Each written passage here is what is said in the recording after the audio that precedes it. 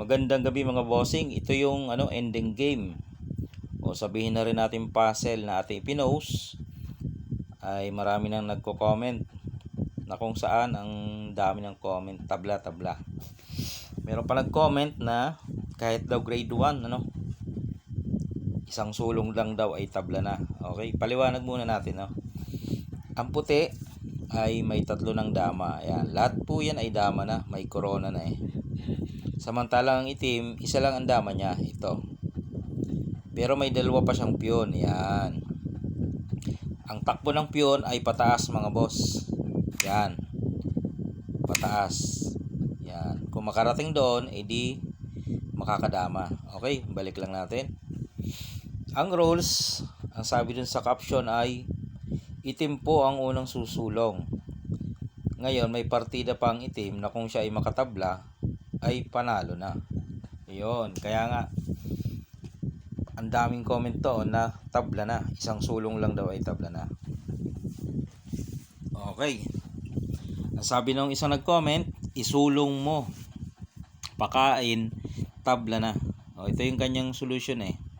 Ito yung naabot ng kanyang kaisipan. Ipakain lang daw ito sa dama. Kain ang dama, kakainin ng dama naman ng itim, ay tabla na. Kasi makakatakbo, hindi na raw mahuhuli. Okay, pagbigyan natin. Yun ang kanyang solusyon, Yun ang naabot ng kanyang kakayahang mag-isip. Sa solusyon niya ay tabla doon. Okay. Pakita ko naman yung solusyon ko. Kung bakit ko nasabi na pagka pinakain mo yan ay matatalo ang itim. Hindi tatabla. Okay. So, ikumpara natin yung solusyon niya sa solusyon ko. Okay. Ito yung solusyon niya. Tabla daw dito. Pakain. Yan. Tapos kakain yung dama. Paano daw tatalunin? Mali kasi ito eh. Ang tama ay dito. Tatalunin yan dito. Ang tanong, saan mo ilalagay ang dama? Dito kaya? Pag iniwas mo yan, yan talo. Okay? Yan yung solusyon niya versus sa solusyon ko. So, ibig sabihin, pag inalis doon, talo. Pag dito, lalong talo. Kaya dito siya pupunta. Ayun. Ang gagawin naman dito ng dama mo, alisin mo doon. Yan, bababa mo lang. So, ibig sabihin, yung dama niya, hindi niya maigalaw, kakainin eh. Anong igagalaw niya? Di yung piyon, wala namang iba. Igagalaw ang piyon. Pupunta ako dito. Corner na naman yung dama. Pag ginalaw niya yan, kain 2, ubos. So, ano namang igagalaw niya? Piyon. Igalaw ang piyon. Papakain, edi kain dito. Kain. Natalo ba mga boss? Sa solusyon niya versus sa solusyon ko. Talo doon. Kaya hindi totoo yung sa comment na one move lang ay talo na ang puti kasi tabla na. Ayun one move lang daw, tabla na. Ayun. Hanggang doon lang kasi yung inisip niya eh. Pagdating diyan ay tabla na. Hindi niya itinuloy. Dapat pag mag-analyze ka, ituloy mo. Kasi may mga tira pa yung mga nakatago. Tinapos niya na doon, di ba? Tinamad na mag-isip. Kaya sinabi tabla na. Okay. Meron mga nagsasabi, balik lang natin ito yung position Meron naman nagsasabi 416. Kasi ang sabi nila, maipakain mo daw 2 ang piyon, tapos pumunta ka ng gitna, itabla na. Ay, ang tanong nga, paano mo nga ipapakain tong 2 piyon na ito? Paano? Yun ang tanong dun eh. Bago ka gumitna, gawan mo munang paraan na ipakain mo yung 2 piyon para makatabla ka. Yung kung sinasabi mong ganon. Meron nagsasabi 416 eh. Okay, tingnan natin ang 416 kung makakatabla nga ang itim dyan. Okay. Mukhang maganda. Dito ka pupunta. Yan. Kasi kung dito ka pupunta mga boss, mangyayari nga yung yung pakain. Pwede nga.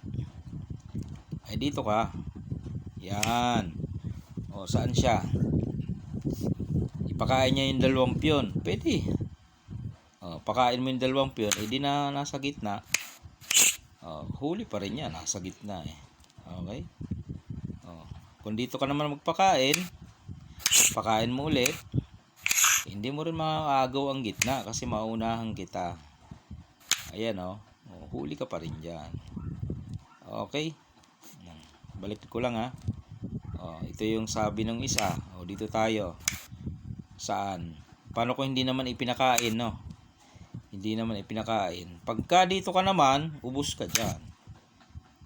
Yung dama, ilagay mo dyan. Baka maubos ka. Pakain dito. Pakain dito. Mauubos ka naman. Di ba? So, yung dama mong isa, hindi makagalaw. Okay? So, malamang piyon na naman ang gagalaw mo dito. Maaring dito ka. Yan. Gagalaw mo ang piyon dyan. Bababa lang ng konti. Aalis lang ng konti. Yun, pwede nang gumalaw ang dama, no? Pwede doon.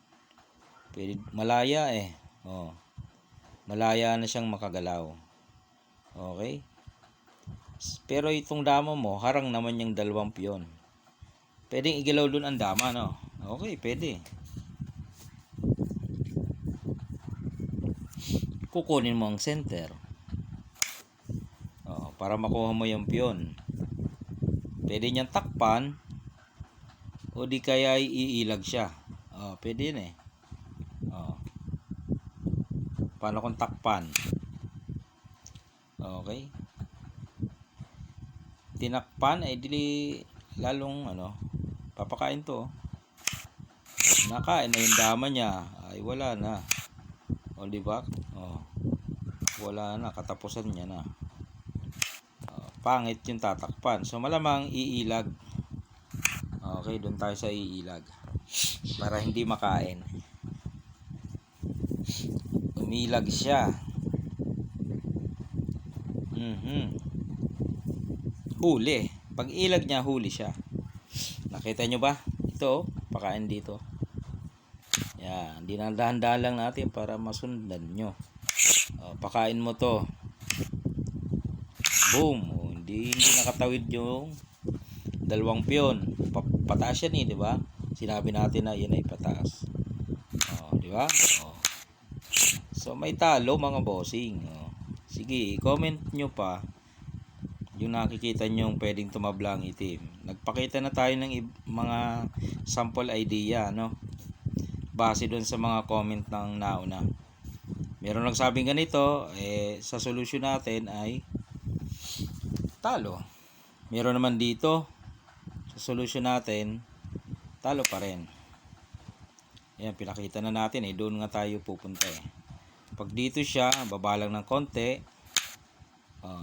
Pag ginalaw yung dama, kukunin mo, kukunin mo center, no? Pag ginalaw yung dama. Para pag ilag niya, okay na. Lansin na, no? Hindi halata, pero lansin na pala, Pakain. May talo, mga bossing. Pag tinakpa naman, ito naman, pakain dito, kuha mo naman yan. Okay?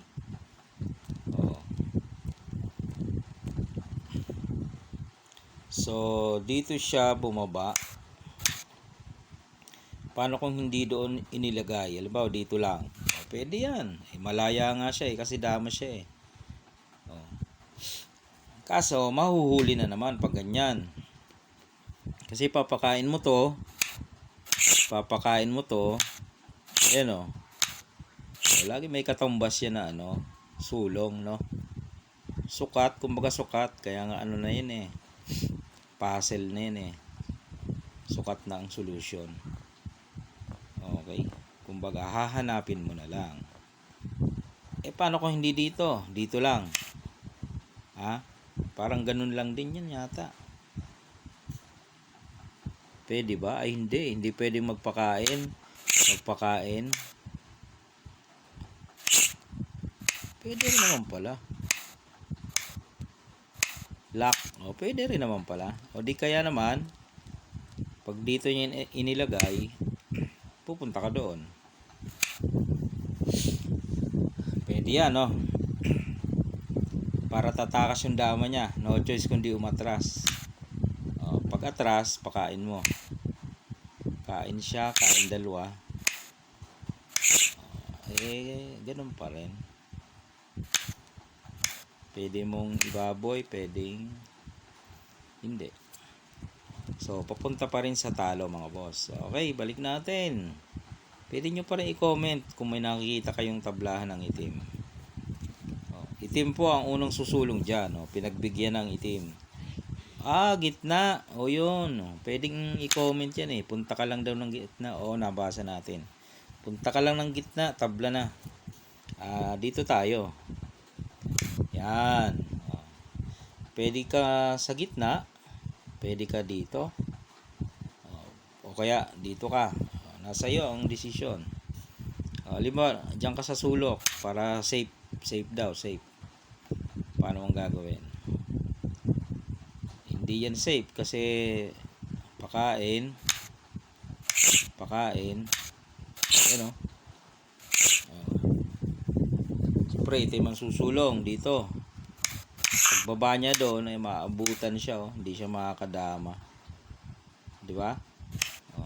Yan sinasabi natin. May mga katumbas yan na solusyon. Nasulong, no? Okay, balik natin. Ayun yung magiging mga comment yan eh. Itim, pumunta ng gitna. Okay. Siyempre, doon tayo. Ayaw niya doon. Dito naman. Pwede naman. Pag pumunta ka naman kasi dyan, sisingitan ka naman sa gitna. Para makuha niya yung isa, no? Pwede ka doon. Talo ka doon pagka doon ka. Malamang dito ka, yan susure na yan. 3 versus 2, kayang hulihin yan mga bossing. Kaya pong hulihin yan po. 3 versus 2.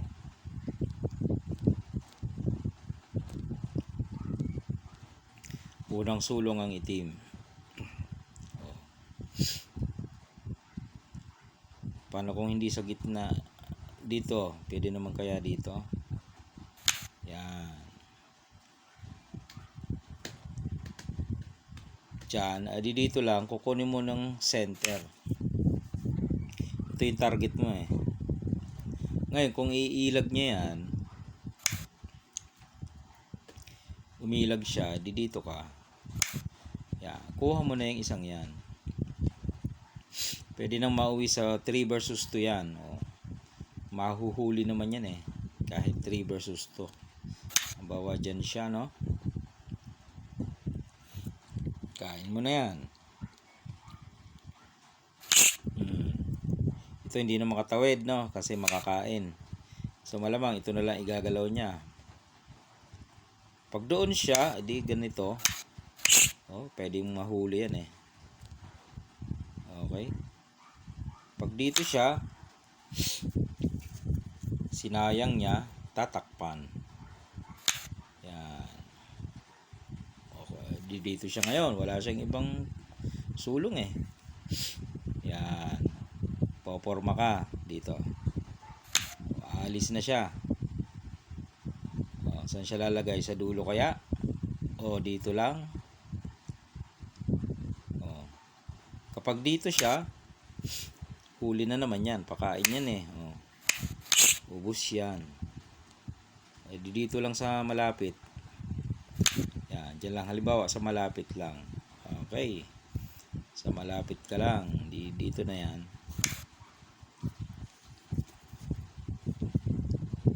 Pwede siya, bawal siya dito, no?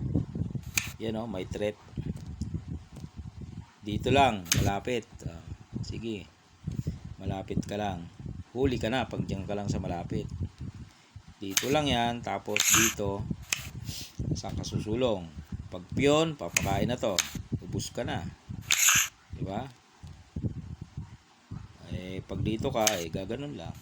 Kaya maraming ano yan kahit mauwi sa 3 versus 2, pwede pang mahuli. Dito siya, paano kung umalis? Umalis dyan, huli pa rin kasi ayan, nakaabang nga. Tapos ganyan, pakain. Yung mga style dyan para mahuli, 3 versus 2 hanggang sa mauwi sa 3 versus 1, di ba? Doon mahuhuli siya, dito mahuli siya.